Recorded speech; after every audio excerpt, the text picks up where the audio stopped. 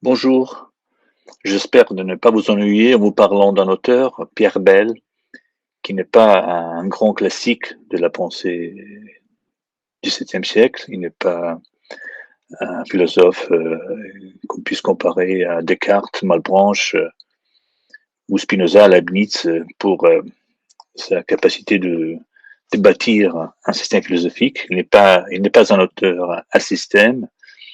Il est un auteur qui a eu, malgré cela, une importance extraordinaire dans la pensée philosophique de la modernité, car il a su opposer des objections qui se sont révélées fondamentales à l'égard des grands faiseurs de systèmes comme Malebranche, Leibniz et même Spinoza, bien entendu. Et donc c'est un auteur qui qui a le mérite d'avoir posé des questions qui ont marqué cette époque. Bell euh, est, est né en 1646 au Carlat, près de Toulouse, et dans une famille protestante d'une longue tradition protestante. Son père était un pasteur, son frère l'était aussi, et Bell, toute son enfance, respire ce climat huguenot et qui va le marquer et qui va rester comme une influence fondamentale qui va durer pendant toute son expérience intellectuelle. Même si cette expérience protestante connaît un premier arrêt, un premier moment de crise en 1670, lorsque Bell, de façon tout à fait inattendue, se convertit au catholicisme et rentre dans le collège des jésuites de Toulouse, où il prend des leçons, prend des cours. Les jésuites étaient les plus importants, avaient ouvert le plus important établissement d'instruction dans l'Europe de la fin du XVIe et du XVIIe siècle. Bell va profiter de cette instruction en devenant catholique. Mais c'est une conversion qui va pas durer longtemps, car après quelques semaines, Bell retourne au protestantisme, en devenant pour la même un relapse, c'est-à-dire quelqu'un qui est retombé dans l'hérésie protestante, ce qui l'oblige de s'enfuir, d'aller d'abord dans le nord de la France, à Sedan, et puis de fuir définitivement en Hollande. Il s'établit à Rotterdam vers 1680 et où il va rester pendant toute sa vie. Il va mourir à Rotterdam en 1706. Donc c'est une expérience celle de la persécution religieuse qui marque Bell dès le début. Et, disons que il a connu la persécution catholique en France, mais il va connaître aussi la persécution protestante en Hollande, car il va être soumis à un procès vers 1690. Il va être accusé d'être un athée, quelqu'un qui corrompt le jeune, qui, euh, qui donne, des mauvaises leçons de vie et qui transmet une philosophie qui n'est pas celle de l'orthodoxie calviniste hollandaise, et ni celle des partis les plus relâchés qui existaient dans la Hollande du XVIIe siècle, mais avec lesquels Bell n'aura jamais de bons rapports. Donc, c'est un auteur qui est plus ou moins contre tout le monde. Et ça, c'est la raison qui l'a rendu aussi très célèbre. Sa capacité de ne pas suivre les orthodoxies, de chercher toujours des objections, des arguments qui pouvaient mettre en crise toute grande construction de pensée. surtout dans le domaine de la théologie et de la politique aussi, si vous voulez. Mais ça, c'est cet aspect de son engagement intellectuel est celui qui va le marquer et qui va rester dans l'histoire de la philosophie comme sa contribution la plus importante. Et disons que Bell a été jugé depuis le début comme un auteur libertin, dans le sens que ce mot avait au XVIIe siècle, c'est-à-dire un auteur qui est un esprit fort, autre expression qui circulait à cette époque pour indiquer ceux qui ne se soumettaient à l'orthodoxie dominante, mais qui cherchaient des voies différentes, des voies qui n'étaient pas bien vues par le pouvoir établi, par les églises, par les inquisitions au pluriel qui existaient dans cette époque. Et c'est ainsi que sa carrière est marquée par cette image qui va rester tout au long du XVIIIe siècle. On a fait l'histoire de la fortune de Bell du XVIIIe siècle, c'est Pierre Retta qui l'a fait il y a 50 ans dans un livre qui s'appelle intitulé La dictionnaire du Bell et la lutte philosophique au XVIIIe siècle. Et ça, c'est le récit d'une expérience qui fut celle d'un auteur que tout le monde tenait pour un libertin, pour le patron des athées, pour les patrons des philosophes sans Dieu. Voltaire aussi les considérait de cette manière, mais Diderot, et toute la pensée des Lumières voit dans Bell une sorte de modèle, de point de repère pour toute lutte contre cette alliance entre le pouvoir de l'Église, le pouvoir absolu du souverain, et le tout sous l'influence de la théologie chrétienne qui était plus ou moins le garant de cette alliance fondamentale. Donc, Bell a toujours été considéré comme un libertin, comme un protecteur des athées. Et cette image va dominer l'histoire de la philosophie occidentale jusqu'à la moitié du XXe siècle, disons. Vers 1950, on commence à parler d'une redécouverte de Bell. Et cette redécouverte se manifeste par des colloques, des articles, des ouvrages, parmi lesquels il faut surtout mentionner un ouvrage fondamental qui est celui d'Elisabeth Labrousse. Elisabeth Labrousse qui écrit en 1963-64 en 2 volumes. C'est sa thèse, je crois, qui a été imprimée sous le titre de Pierre Bell, tome 1. Et le tome 1 était surtout consacré à la vie, à la biographie de Bell, alors que le tome 2 est plutôt consacré à sa pensée philosophique, est intitulé Hétérodoxie et rigorisme. Je vais essayer de vous présenter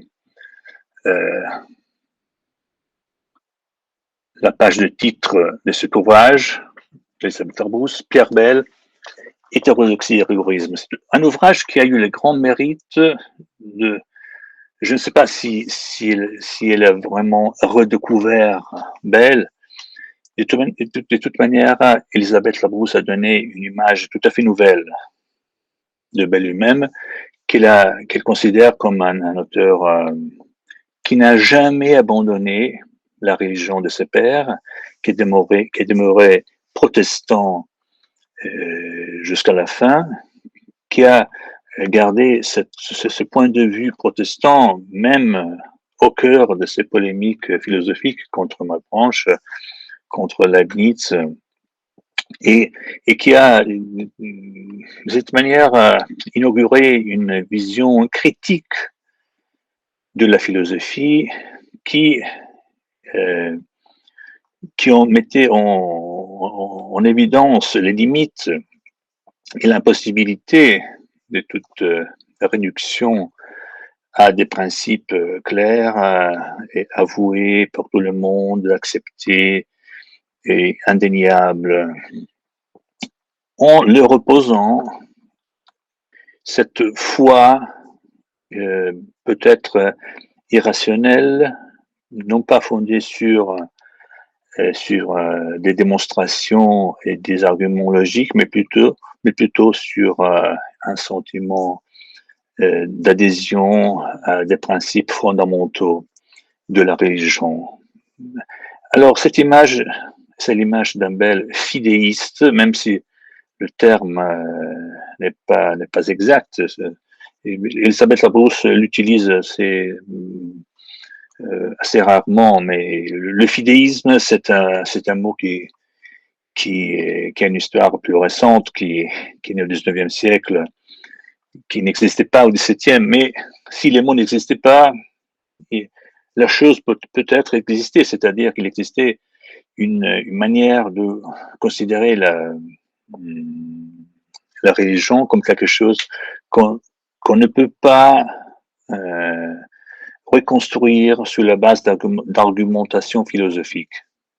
La foi c'est une expérience à part entière qui ne suit pas les démonstrations des philosophes, mais qui suit des routes entièrement différentes, qui sont des routes d'une sorte de croissance individuelle, d'adhésion même parfois aveugle, non pas fondée sur les lumières de la philosophie, mais sur d'autres lumières qui viennent de Dieu, qui viennent de la révélation et qui n'ont pas besoin d'être démontrées ou établies par des arguments logiques, rationaux, philosophiques. Voilà, ça c'est les tentatives d'Elisabeth Labrousse qui a eu un grand succès. Cette réforme, cette redécouverte de Bell qui allait dans le sens de renverser l'image que qui avait dominé le cadre de la philosophie et de l'histoire de la philosophie moderne depuis 2 siècles au moins. Alors, Elisabeth Labrousse réussit dans cette entreprise de manière très brillante grâce à sa grande capacité de replacer Bell dans son contexte, de comprendre l'influence du monde protestant sur lui, de comprendre sa façon de s'exprimer, qui n'est pas celle d'un philosophe de profession, qui est celle d'un journaliste aussi. Comme vous le savez peut-être, Bell a fondé l'un des premiers journaux philosophiques, littéraires plutôt, qui s'appelait les Nouvelles de la République des Lettres.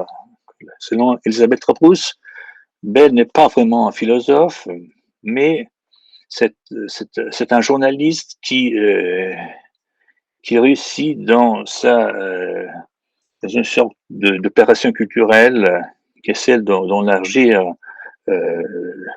le champ des débats philosophiques pour les rendre disponibles presque à tout le monde, parce que le style de Bell, c'est pas un style académique, c'est un style que tout le monde peut comprendre et qui ouvre une dimension nouvelle de la communication philosophique qui va rester, qui va être bien entendu, qui va demeurer important tout au long du siècle des Lumières jusqu'à nos jours. Donc, ce n'est pas un philosophe à système, c'est un philosophe qui connaît les limites de la raison et qui sait que la raison ne dit pas tout et qui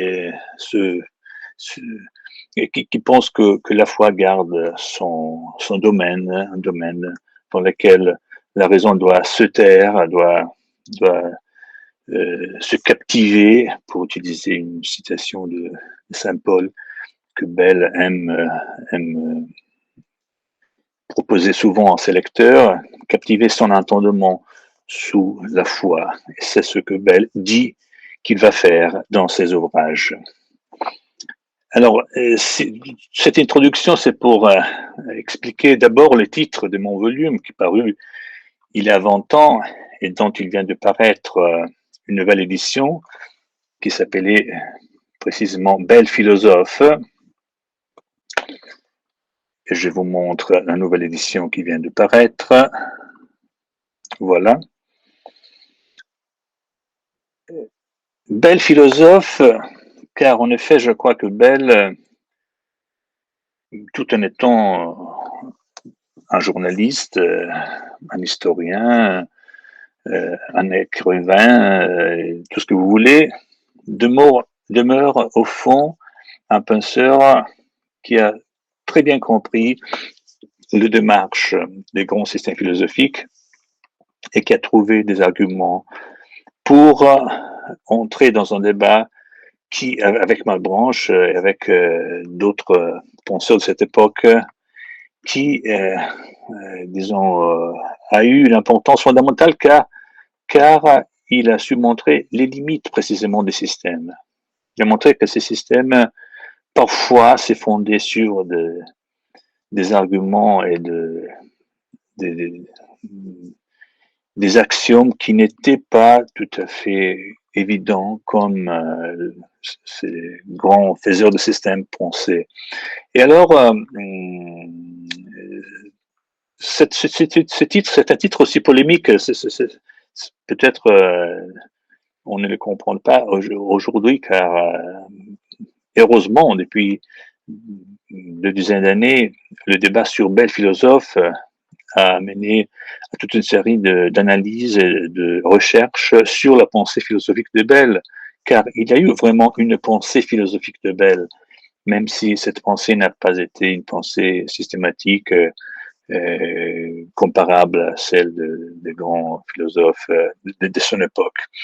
Donc, c'est un titre polémique car il s'agissait justement de revendiquer l'existence d'une pensée philosophique originelle de Belle.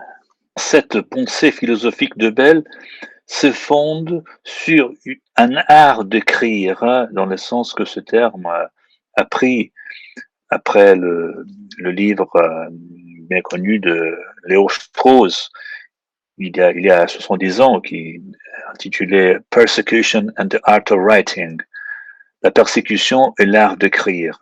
Eh bien, je pense que Belle est un exemple typique d'écrivain persécuté qui a dû adapter son style, sa pensée et la façon dont il fallait exposer sa pensée, qu'il a adapté tout cela aux contraintes qu'il a dû subir à cause de sa position anti-théologique, antidogmatique. Donc, il y a chez Belle un art d'écrire, c'est un aspect qu'Elisabeth Labrousse a toujours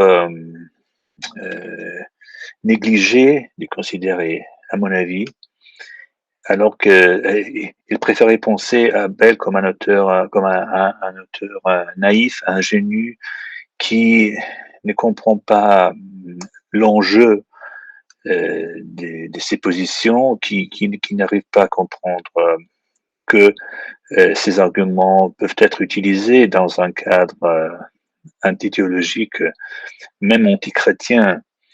Et donc, un penseur qui, de toute bonne foi, développe des arguments qui seront utilisés par la suite, et surtout au XVIIIe siècle, par des auteurs qui voulaient, comme le disait Voltaire, écraser l'infâme, c'est-à-dire détruire cet apparat politique et religieux qui dominait la civilisation française au XVIIIe siècle. Mais je pense au contraire que Belle n'était pas un auteur, n'était pas naïf, n'était pas un auteur ingénu qui ne connaissait les techniques d'écriture qui naissent, comme le démontre Léo Strauss, dans le contexte de persécution. Léo Strauss allait même plus loin en disant que, d'un certain point de vue, toutes les époques sont des époques de persécution. Toute écriture est soumise à des contraintes plus ou moins explicites, plus ou moins violentes, mais toujours présentes. Et donc, ceux qui s'interrogent sur le sens sur le contenu réel d'un texte, doivent nécessairement se poser la question des contraintes qui pesaient sur l'auteur et qui l'ont obligé d'utiliser un certain nombre de formules, d'expressions figées, mais même de clins d'œil pour le lecteur, parce que, comme l'a dit Strauss, l'art d'écrire d'une écriture persécutée revient à s'adresser à tout le monde, mais pour se faire comprendre seulement par une petite partie des lecteurs, ceux qui sont en mesure de décoder, pour ainsi dire, le véritable contenu d'un ouvrage et sa signification la plus cachée, mais la plus véritable et la plus révolutionnaire aussi, si vous voulez. Alors, comment est-ce qu'on peut arriver à ce contenu caché de la pensée de Bell? D'abord, ce contenu n'est pas réellement caché. Il ne faut pas. On dit souvent que la méthode de lecture de Strauss revient à lire entre les lignes de texte, comme s'il s'agissait de lire quelque chose qui n'est pas dans le texte, et qu'il faut extraire des textes et qu'il faut peut-être ajouter au texte, comme si c'était une signification étrangère à l'auteur et au texte lui-même. Au contraire, je pense que lire entre les lignes signifie lire les lignes d'une manière différente, c'est-à-dire analyser le texte pour comprendre sa logique intérieure, pour voir où elle mène et pour voir comment des expressions différentes de la pensée du même auteur, parfois contradictoires, peuvent être comprises en se posant sous cet angle, cette perspective de l'art d'écrire, de la nécessité de cacher ses véritables opinions pour éviter les persécutions, pour éviter d'être persécuté, mais parfois c'est inutile parce que les censeurs n'étaient pas tout à fait idiots, comme le disait Strauss. Strauss disait que les écrivains persécutés tendent à penser, tendent à croire que les censeurs sont stupides, qu'ils ne comprennent pas les tactiques qu'ils utilisent pour échapper à la condamnation. Au contraire, les censeurs sont souvent très intelligents.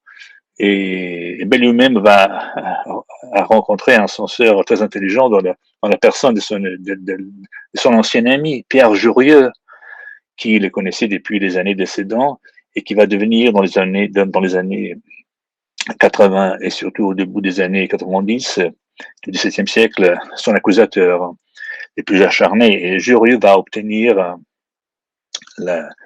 une condamnation de Bell par les autorités de Rotterdam. Bell va être chassé de son poste à l'école illustre de Rotterdam où il a enseigné. Bon, il n'aura pas des conséquences très dures. Il continuera son métier de journaliste et il travaillera à son ouvrage le plus connu, le dictionnaire historique et critique qu'il a rendu célèbre et qui paraît à Rotterdam en 1697.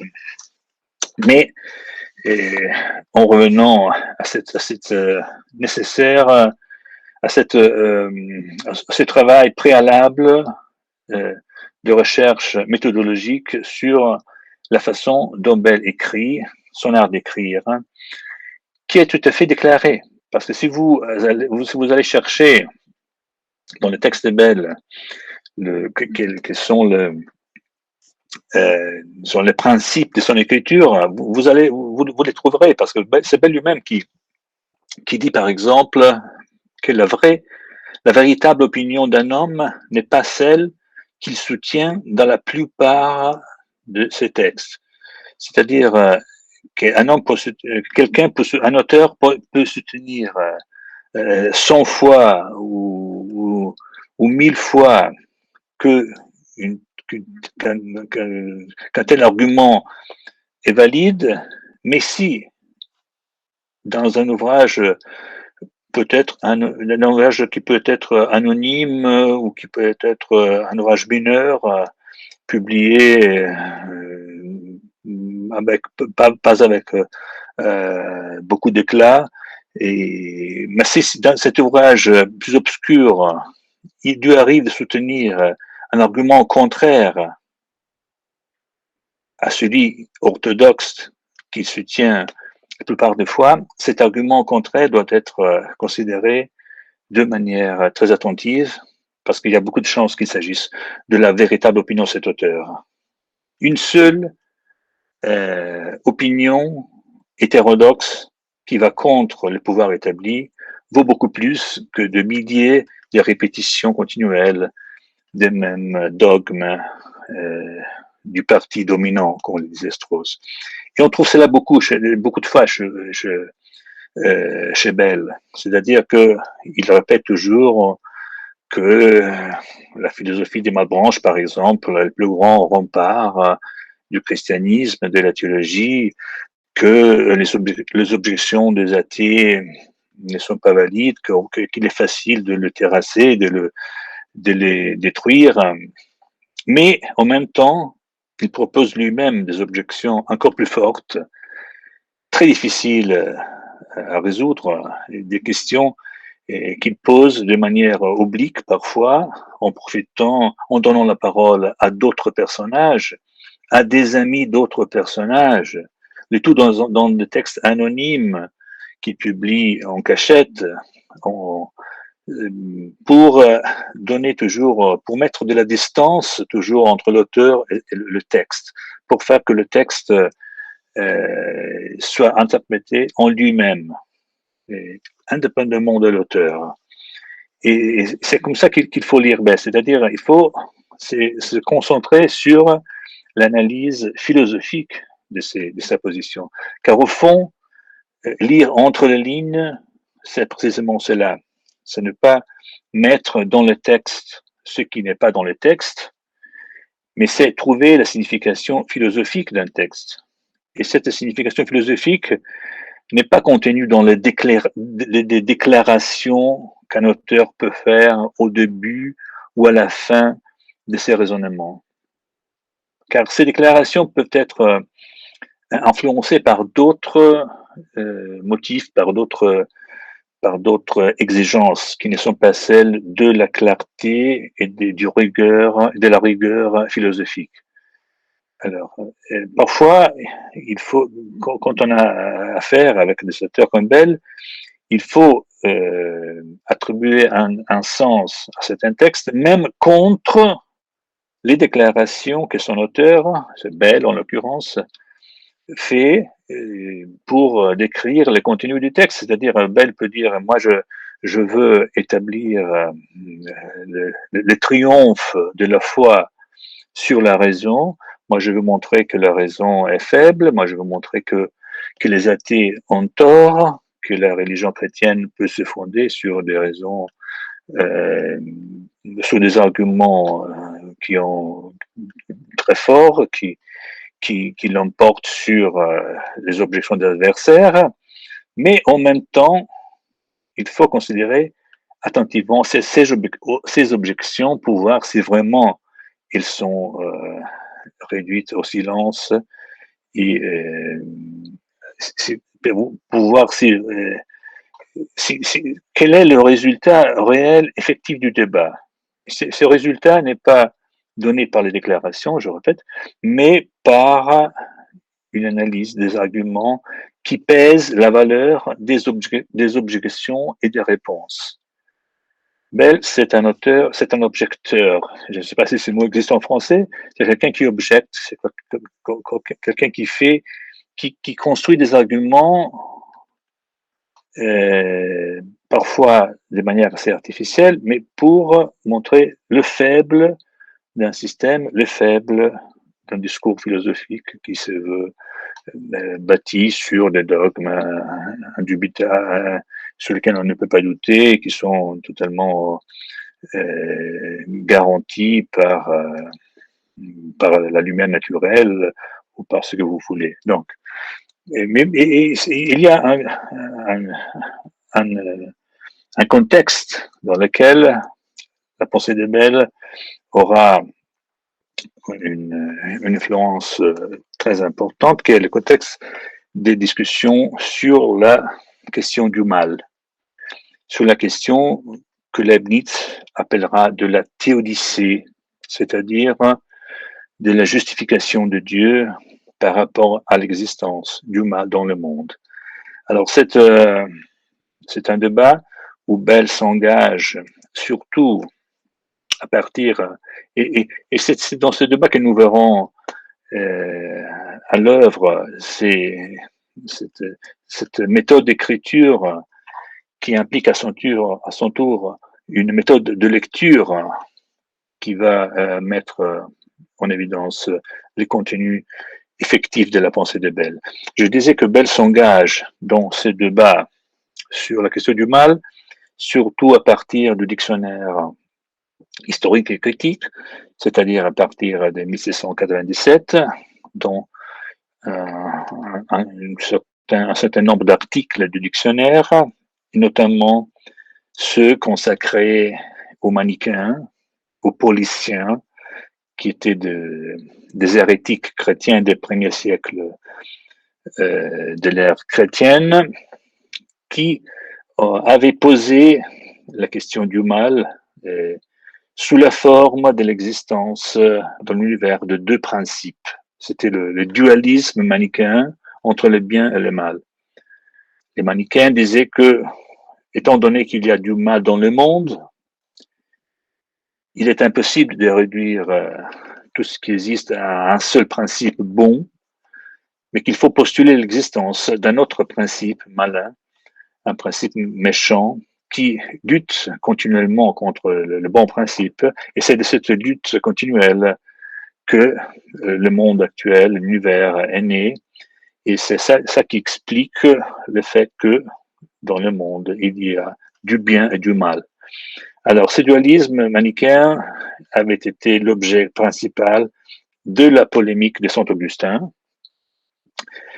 et c'est dans le IVe siècle de l'ère chrétienne, et les réponses que Saint-Augustin avait données aux manichéens ont une importance extraordinaire, car ils ont résisté pendant 1300 ans au moins, et constituant une sorte de rempart de la théologie chrétienne sur une question très, très importante, car très difficile à résoudre en principe. Comme il est possible, comment le mal est compatible, le mal qui existe dans l'univers est compatible avec l'existence d'un Dieu qui est infiniment parfait et donc qui est aussi nécessairement infiniment bon, infiniment sage et infiniment prévoyant. Alors, Bell comprend très bien que cette objection, cette question, c'est une question très délicate, et c'est sur cette question qu'il va miser pour sa polémique contre la théologie chrétienne.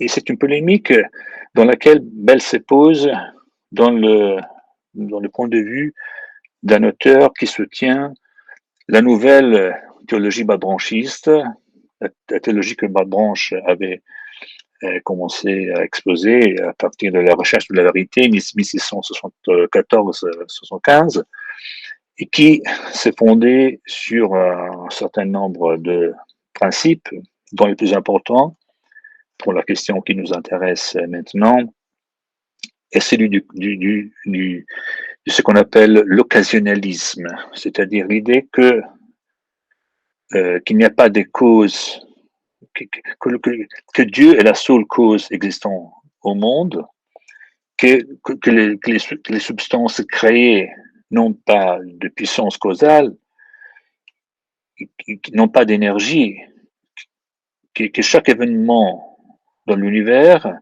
au niveau des corps et au niveau des esprits, est causé directement par Dieu, à l'occasion de certaines configurations de la matière et de l'esprit qui permettent à Dieu d'employer sa puissance causale pour donné lieu à tous les événements que nous voyons dans l'univers. Donc Dieu est la seule cause qui existe au monde. L'occasionnalisme, c'est la pensée, c'est une pensée paradoxale, bien entendu, qui, euh, qui ôte tout pouvoir, euh, des causes aux créatures, aux hommes, qui fait de Dieu une sorte de principe, une sorte de principe moteur de l'univers qui, qui attribue à Dieu n'importe quel événement. C'est une pensée aussi qui risque de rendre encore plus difficile l'objection que Saint Augustin avait essayé de contrecarrer, l'objection des manichéens qui soutenait justement qu'il est impossible qu'un Dieu bon soit l'auteur du mal. Et on sait que Saint Augustin avait élaboré une sorte d'argumentation très bien bâtie qui visait à répondre à la question du mal en posant 3 ou 4 principes fondamentaux. Il est important de le rappeler car Bell va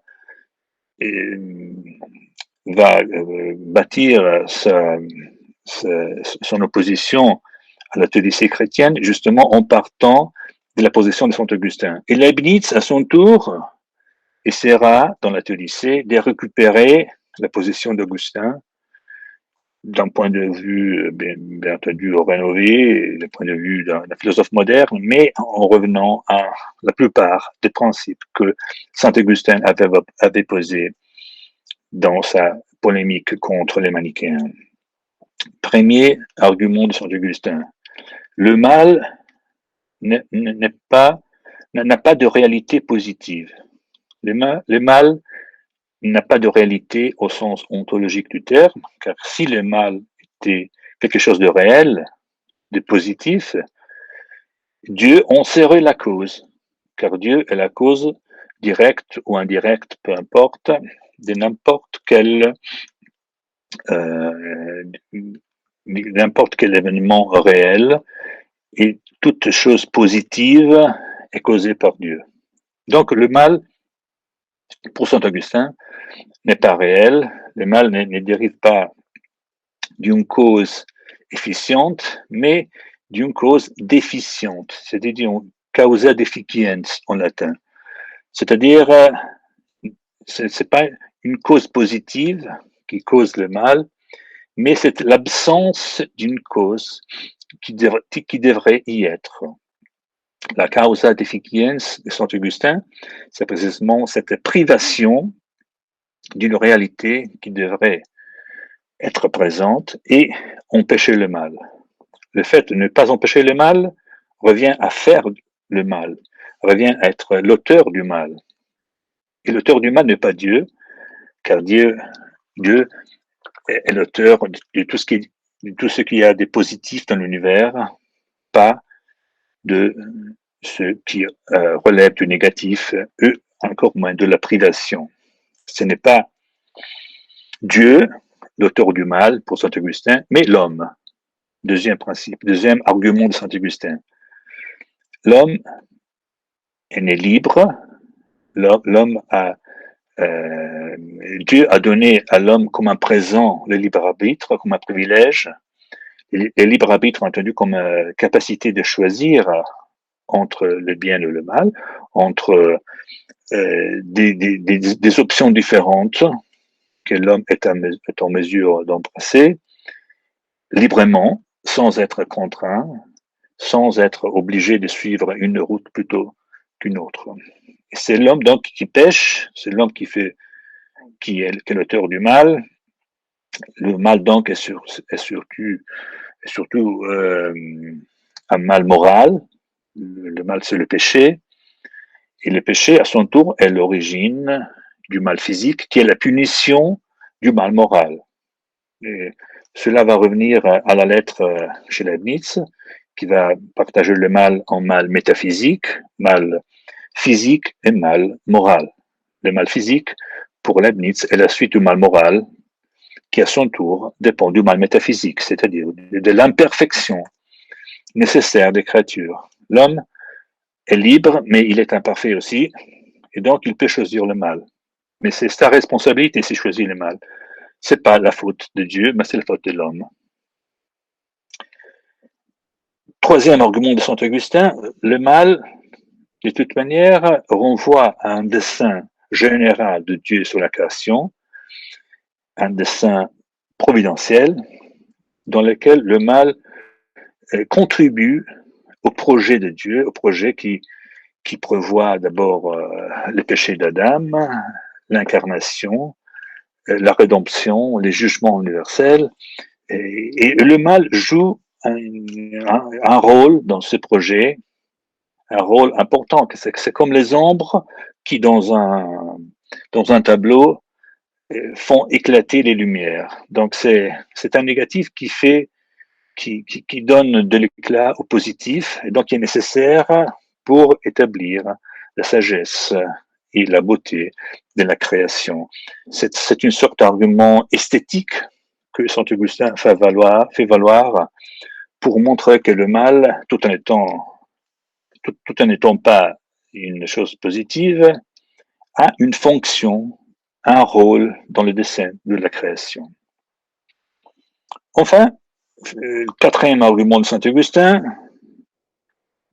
le dessein général de Dieu demeure incompréhensible pour l'homme, car Dieu est infini, Dieu est incompréhensible par définition, donc l'homme ne peut pas prétendre de connaître dans les détails, avec clarté, quelles sont les raisons qui ont amené Dieu à créer ce monde au lieu d'un autre, qui ont amené Dieu à donner à l'homme certaines perfections au lieu d'autres, et quelles sont les raisons qui ont amené Dieu à créer un monde avec le mal et le péché, au lieu d'un monde où il n'y avait pas de mal et pas de péché, que Dieu aurait pu créer, mais qu'il n'a pas créé, parce qu'il a eu ses raisons pour le faire.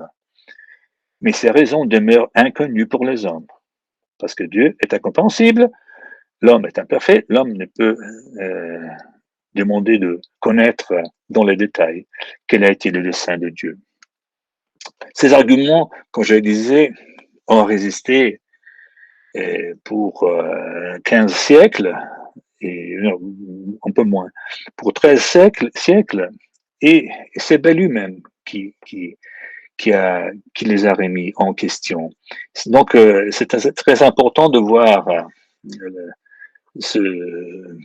Bell comme celui qui a essayé d'attaquer la théologie chrétienne sur l'un de ses côtés les plus solides peut-être, car même saint Thomas qui s'oppose à saint Augustin sur la plupart des questions avait repris exactement la même justification de la théodicée, disons, pour utiliser ces mots inventés par Leibniz.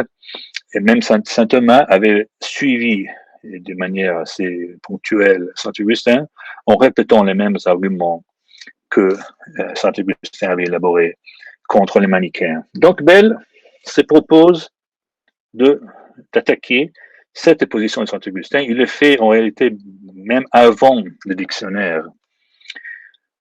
Il le fait dès la fin des années 70, mais c'est pas le moment de reconstruire toute la genèse de la pensée de Bell sur ce point. Le dictionnaire, c'est le moment où ces arguments, où ces objections deviennent publiques. Dans les articles dont je parlais tout à l'heure, consacrés aux pauliciens et aux manichéens, quels sont les arguments les plus importants de Bell contre saint Augustin?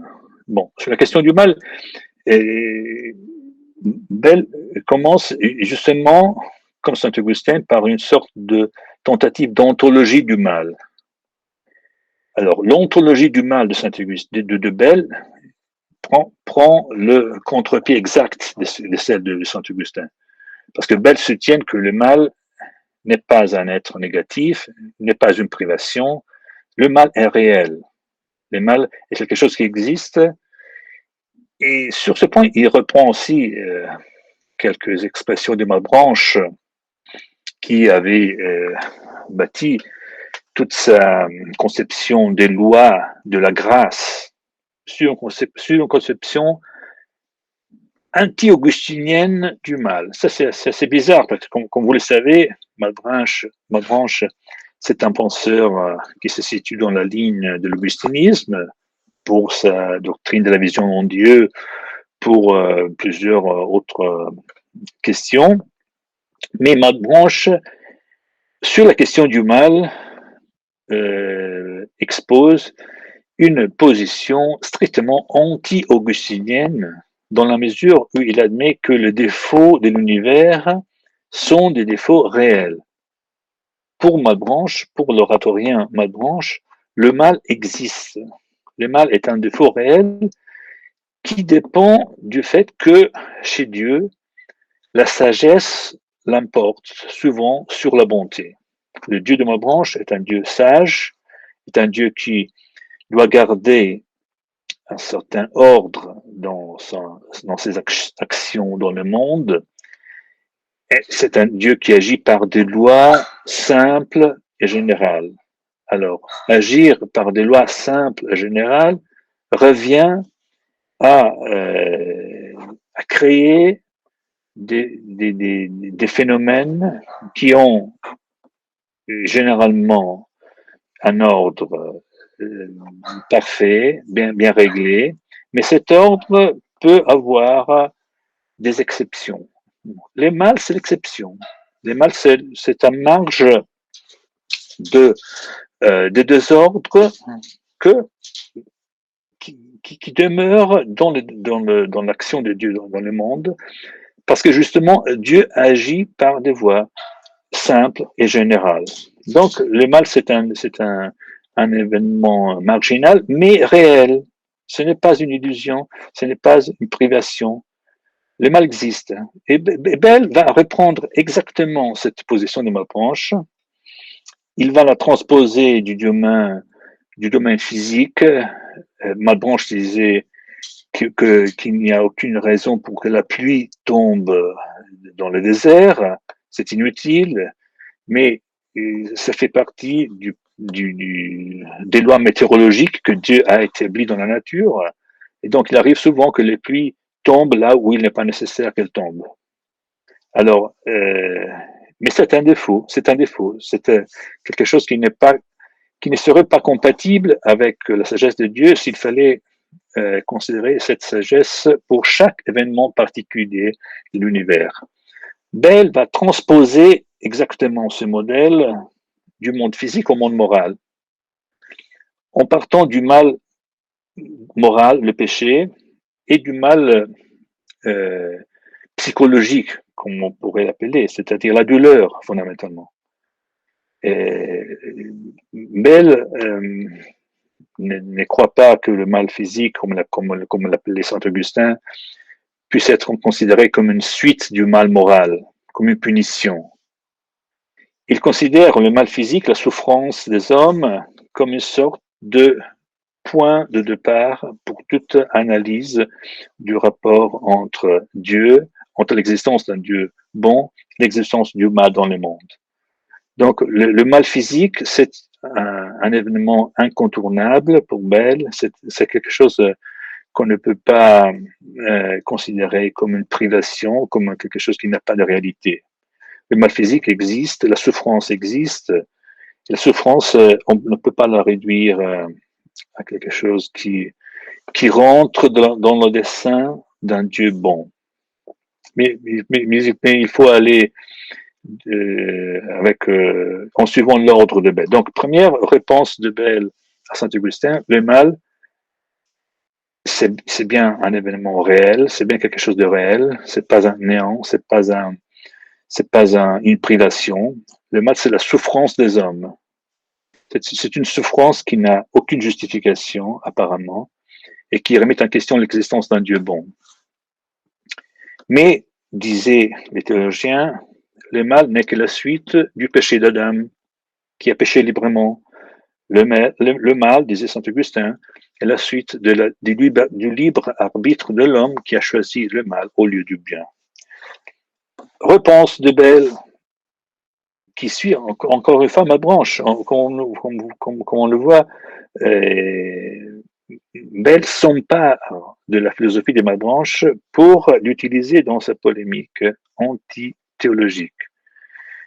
Il s'empare précisément de l'occasionnalisme pour montrer que si Dieu est l'auteur de chaque action, de chaque événement dans l'univers, il doit être également l'auteur de chaque action des hommes, de chaque choix des hommes aussi. Donc, à chaque fois que l'homme agit, en réalité, c'est Dieu qui agit. Et alors, il n'y a pas de libre arbitre dans l'homme, au sens traditionnel de ce mot. Car l'homme n'est pas libre de choisir ceci ou cela. C'est pas l'homme qui choisit. C'est Dieu qui cause un certain, qui fait si que, qui donne à l'homme le pouvoir de choisir une chose au lieu de l'autre. C'est Dieu qui choisit directement et qui cause dans l'homme la volition, la volonté qui entraîne le mal. Donc, si on soutient l'occasionnalisme, on arrive à faire directement de Dieu l'auteur du mal. Et Belle, on soutient en même temps les deux choses, c'est-à-dire que l'occasionnalisme est la philosophie, la théologie la plus cohérente, car c'est la théologie qui donne à Dieu tout le pouvoir, qui réussit à poser de manière finalement cohérente la toute-puissance de Dieu. Être tout-puissant signifie n'est pas céder son pouvoir causal à personne. Alors, si Dieu est tout-puissant, l'homme ne peut pas avoir de pouvoir réel sur ses actions. Donc, c'est Dieu qui crée et qui cause les actions de l'homme, donc c'est Dieu qui cause les péchés.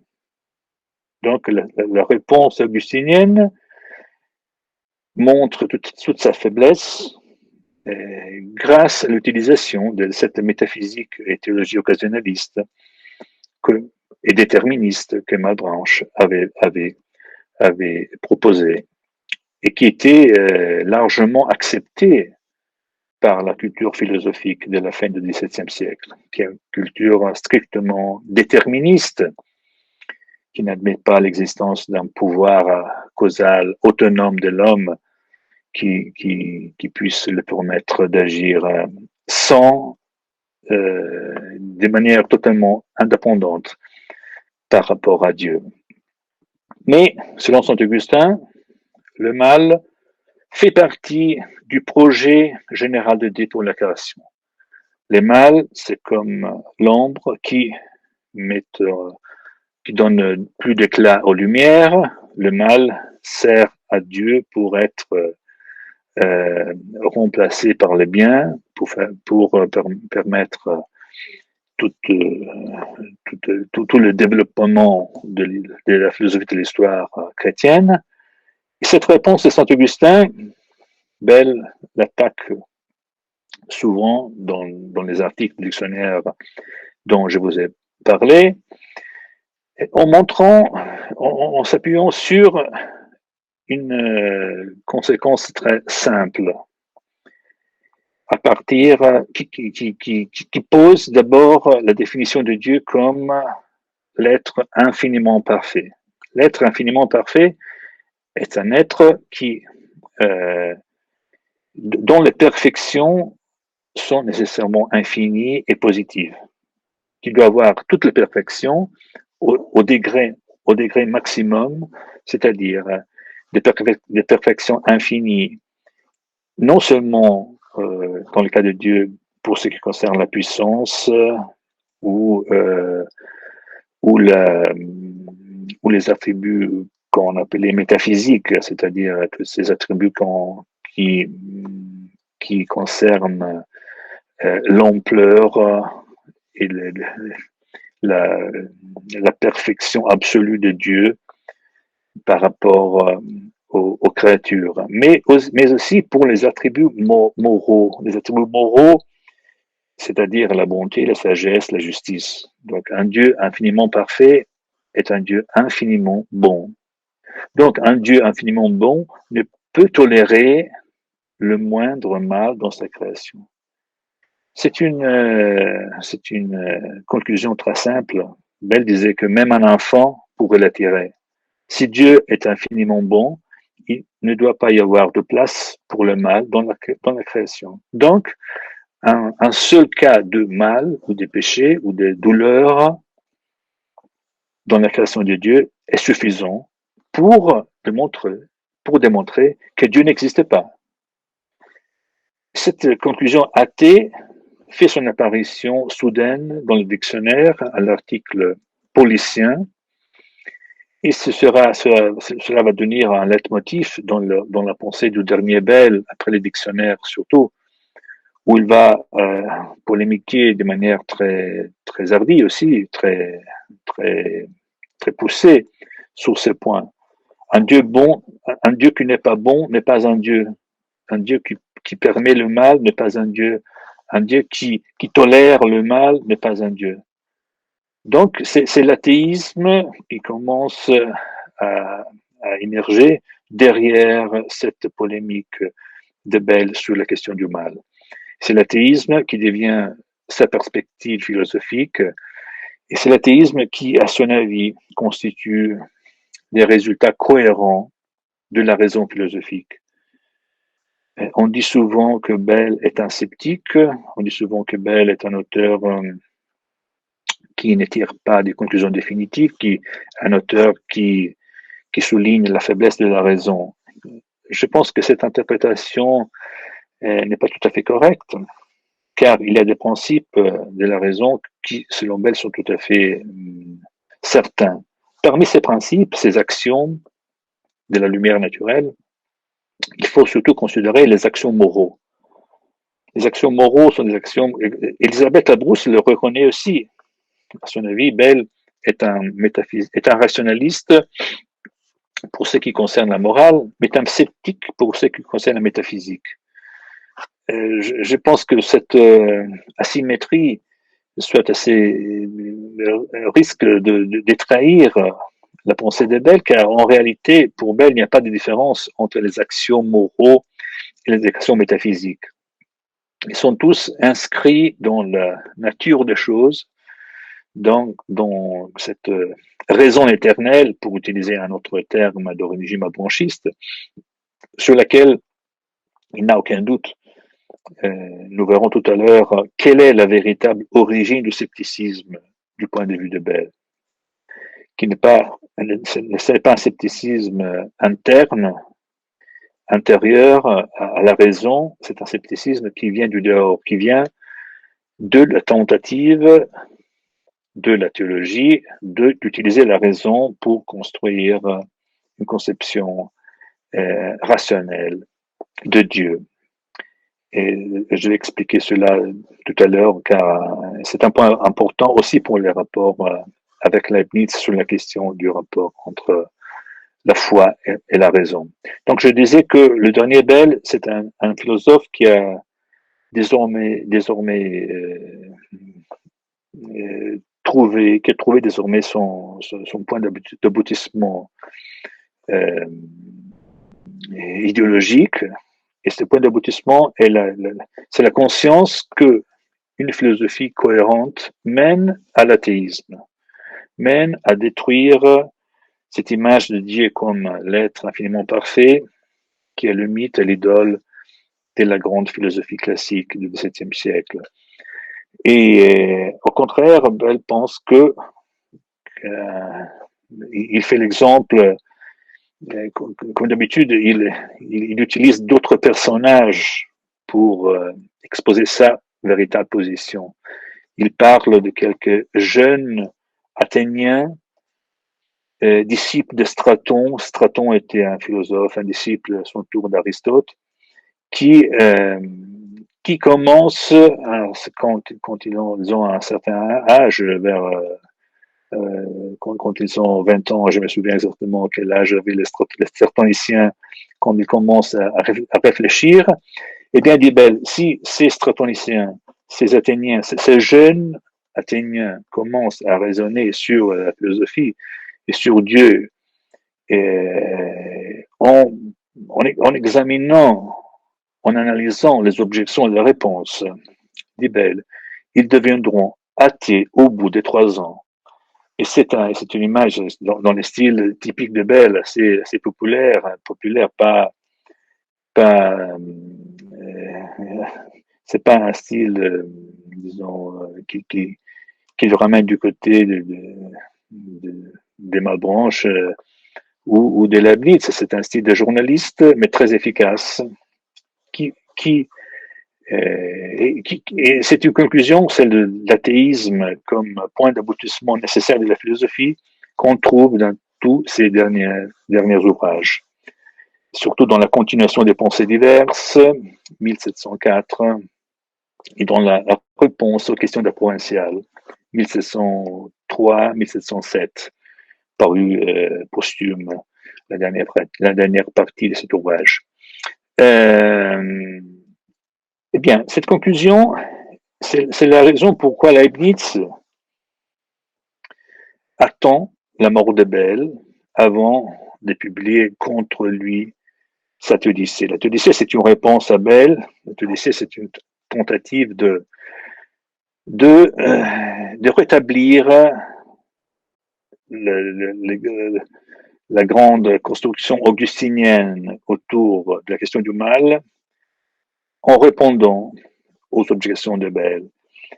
Mais c'est aussi une tentative de définir de nouveau frais les rapports entre la foi et la raison que Bell avait opposé de manière très nette, comme nous l'avons vu. Alors ça, c'est une question importante, et c'est sur cette question que je vais terminer cet exposé. C'est une question très importante, et c'est la question du prétendu fidéisme de Bell, et c'est la question de la possibilité d'un accord entre la foi et la raison que Leibniz essaiera d'argumenter dans les discours préliminaires de ses essais de théodicée. Alors, on dit souvent que Bell est un sceptique, on dit souvent que c'est son scepticisme qui l'amène au fidéisme, c'est-à-dire que c'est sa méfiance à l'égard de la raison qui l'amène à poser la nécessité d'une solution religieuse à travers la foi, du contraste entre la religion et la philosophie. On dit souvent que Bell considère la raison comme un outil dont il faut se méfier. Et on dit beaucoup de choses sur cette attitude prétendument sceptique et fidéiste de Bell, qui, à mon avis, ne correspond pas à la réalité de sa pensée, pour une raison très simple. Cette raison relève d'une position que Bell répète très souvent dans ses ouvrages. Cette position, c'est d'un auteur qui a compris que, cela explique aussi pourquoi Bell a choisi le thème du mal, le thème de la théodicée, comme son arme la plus puissante contre la théologie rationnelle. C'est que Bell a très bien compris que l'objection qui naît de l'existence du mal dans le monde n'est pas une objection qui nécessite des grandes spéculations métaphysiques abstraites qui sont à la portée d'un petit nombre d'individus, les philosophes, les professionnels de la philosophie. Pour Bell, c'est une objection, comme je le disais, que même un enfant peut se poser. C'est une objection qui se fonde sur des notions très claires. loin d'être un philosophe de l'obscurité, un philosophe qui soutient que la raison ne peut aboutir à rien de clair, à rien de certain. Bell soutient qu'il y a des choses très certaines pour la raison. Par exemple, en restant dans le domaine de la morale, les notions de bien et de mal sont notions tellement claires que qu'il n'est pas nécessaire de les expliquer, qu'il n'est pas nécessaire de démontrer. Tout le monde sait que la souffrance est un mal. Tout le monde sait que le maladie et la mort sont un mal. Et tout le monde sait que l'assassinat et que la cruauté et la violence sont des mots. Ce sont des affirmations banales que même un enfant comprend. Même un enfant comprend qu'il ne peut pas y avoir de mal, entendu de cette manière, dans une création qui est l'ouvrage d'un Dieu infiniment bon. Donc, d'un certain point de vue, Bell renverse entièrement la perspective qu'on lui attribue souvent, c'est-à-dire cette idée de la faiblesse de la raison qui ne comprend pas les mystères, et de la raison qui nécessite de la foi pour sortir de cette impasse où elle se trouve nécessairement pour sa faiblesse. Au contraire, la force des objections de Bell relève du fait que ces objections se fondent sur une raison qui voit avec une parfaite clarté et évidence que le mal est incompatible avec l'existence d'un Dieu bon. Les objections des manichéens, selon Bell, sont très claires, sont évidentes. C'est les réponses à ces objections qui sont incompréhensibles. Alors, l'objection prend une ligne de texte et on a écrit des volumes entiers pour répondre à ces objections. Pourquoi? Parce que ces objections sont difficiles, qui ne trouvent pas de réponse possible, parce qu'il y a une contradiction évidente, contradiction logique évidente entre l'existence du mal et l'existence d'un Dieu bon. Donc, Bell ne propose pas la foi comme une solution de cette impasse où la raison tomberait à cause de sa faiblesse. C'est la force de la raison qui implique pour Bell le refuge, le recours à une foi irrationnelle qui va contre la raison, qui va nécessairement contre la raison. Et il avait une distinction très commune à l'époque que Leibniz va reprendre aussi entre ce qui est au-dessus de la raison et ce qui est contre la raison. Être contre la raison, c'est être contradictoire, être faux. Au contraire, être au-dessus de la raison, c'est appartenir à un domaine qui n'est pas celui de la raison, où la raison n'arrive pas, où la raison doit se taire. Comme le disait Leibniz, Bell a voulu faire taire la raison après l'avoir fait trop parler. C'est une remarque très pertinente. Bell a toujours fait parler la raison. Il n'a pas fait taire la raison dans les domaines où la raison pouvait parler, dans lesquels la raison pouvait parler. Pour Bell, le domaine de la morale humaine, le domaine des notions du bien et du mal, c'est un domaine que la raison peut maîtriser entièrement. La raison peut le maîtriser et peut aboutir à des conclusions très claires dans ce domaine, qui est un domaine entièrement humain, dans lequel il n'y a pas question de s'appeler de l'incompréhensibilité, de la toute-puissance, de la différence entre l'homme fini et doué des notions et de connaissances imparfaites et Dieu infini, parfait, et donc encore une fois incompréhensible.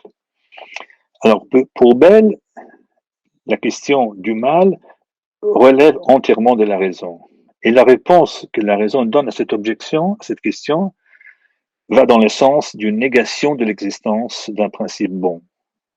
il ne peut pas y avoir de principe infiniment bon pour une création où il y a du mal, où il y a de la souffrance. Et la souffrance, c'est quelque chose de réel, c'est une sorte de cogito euh, moral ou psychologique que Bell propose à ses lecteurs. On ne peut pas douter, on ne peut pas avoir des doutes sur sa propre souffrance. C'est quelque chose qu'on ne peut pas dépasser en disant que c'est une illusion, que c'est une privation, une négation. Et chaque être humain ressent dans soi-même, dans lui-même, cette, cette souffrance comme un mal. Et c'est même cette conscience du mal qui aussi doit être expliquée s'il existait un Dieu bon. Alors, un Dieu bon ne pourrait permettre qu'un homme ait deux sensations de ce genre.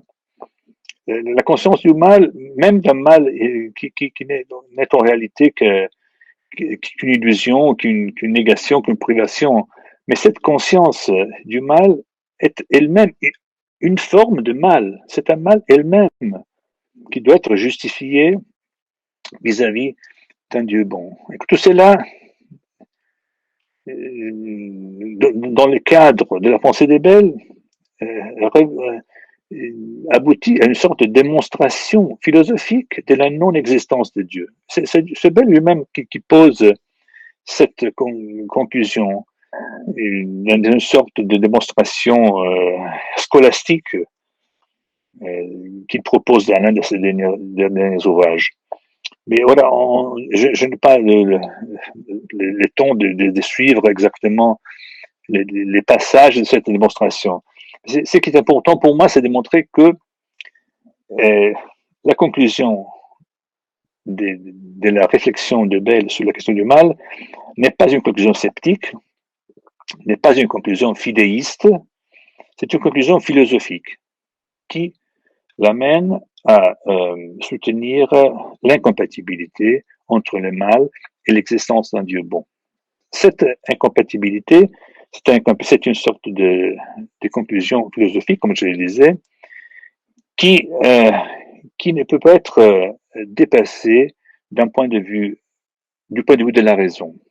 Alors, c'est pour cela que Bell voit la raison et la foi comme deux domaines complètement différents, indépendants l'un de l'autre, parmi lesquels il faut choisir. Il y a un passage très important d'un texte qui s'appelle Éclaircissement sur les Pyrrhoniens, que Bell ajoute à la deuxième édition du dictionnaire paru en 1701. Et dans ce texte, il dit de manière très efficace que il faut opter entre la philosophie et l'évangile. Si vous choisissez la philosophie, vous allez accepter, je donne une paraphrase du discours de Bell. Si vous acceptez la philosophie, vous allez suivre les axiomes, les notions communes, c'est-à-dire les principes de la lumière naturelle, en les prenant comme des points de repère de chaque raisonnement, de chaque argument. Si vous suivez la foi, vous allez abandonner tout ça. Vous allez rejeter les principes du tiers exclu, les principes de causalité, mais aussi les actions moraux, mais aussi les grandes valeurs de la pensée morale occidentale. Donc c'est une alternative très nette que Bell propose à ses lecteurs. Si on choisit la philosophie, on devient athée, comme les stratoniciens. Si on choisit la foi, on doit renoncer à la raison, avec tout ce que cela entraîne. Car Bell va tout de suite remarquer que le fidéisme, ce que nous appelons le fidéisme, c'est-à-dire qu'un choix irrationnel pour la foi, contre la raison. Ce n'est pas une foi qui est au-dessus de la raison, mais c'est une foi contre la raison. C'est une foi qui contredit la raison sur chaque point de ses argumentations. Ce choix entraîne nécessairement des conséquences terribles sur le plan moral, sur le plan politique aussi, car la foi risque de devenir l'instrument d'un pouvoir qui veut imposer sa vision, indépendamment de tout raisonnement philosophique, de toute forme d'analyse, d'examen. La foi, c'est le contraire de l'examen. C'est bizarre que Bell, né dans une famille protestante, euh, soutienne à la fin de sa vie que l'examen relève de la philosophie et ne peut pas relever de la foi, que la foi empêche tout examen, parce que la foi rejette l'instrument de la raison en tant que tel. La foi, c'est un instinct. C'est un instinct qui nous amène, qui nous fait euh, faire des choix absolument incompréhensibles d'un point de vue rationnel. Et vous, comme vous le savez, Bell, c'est un grand adversaire de l'intolérance religieuse. Et c'est pourquoi, à la fin de sa vie, il va soutenir que pour qu'il serait mieux d'avoir un roi spinoziste, c'est-à-dire athée, plutôt qu'un roi chrétien. Parce qu'un roi chrétien serait toujours conditionné par sa foi, il serait toujours obligé par sa foi à, à commettre des actes de violence contre ceux qui s'opposeraient à sa position. Et en oubliant tous les principes de la morale, parce que Dieu lui commande de le faire. Voici le grand alibi, la grande justification qu'on trouve toujours et qui donne l'occasion de commettre les actions les plus violentes, parce que on se sent autorisé par un prétendu ordre de Dieu qu'on ne peut pas analyser, qu'on ne peut pas examiner, parce que l'examen et l'analyse relèvent de la philosophie. Et si on les a, si on faisait cet examen ou cette analyse jusqu'au bout, on parviendrait à détruire notre position religieuse. Donc c'est une sorte de d'espération finale que Bell présente, de désespoir, excusez-moi, désespoir que Bell offre à ses lecteurs, car la raison mène à l'athéisme et la foi mène à l'intolérance. Donc, c'est à chacun, selon Bell, de choisir entre ces deux extrêmes. La pensée de Bell n'est pas une pensée de la conciliation, n'est pas une pensée de la troisième voie qui cherche un compromis entre des positions contradictoires opposées. C'est plutôt une pensée qui dessine cette alternative fondamentale entre ces deux grandes inspirations de la culture occidentale qui sont, comme disait Léo-Strauss, Athènes et Jérusalem. Athènes, la pensée classique, la philosophie, la raison, Jérusalem, la foi, l'obscurité, les sentiments, l'instinct. Selon Bell, il faut choisir. Et cette analyse, qui est à son tour une analyse philosophique, car c'est très philosophique de définir, de déterminer les champs respectifs de la foi et de la raison. Cette entreprise philosophique, c'est à mon avis l'essence de la pensée de Bell et la contribution la plus importante de Bell à la pensée philosophique occidentale du XVIIe siècle, de la modernité et mais c'est une pensée qui a encore une influence possible sur nos raisonnements et nos réflexions philosophiques. Merci de votre attention.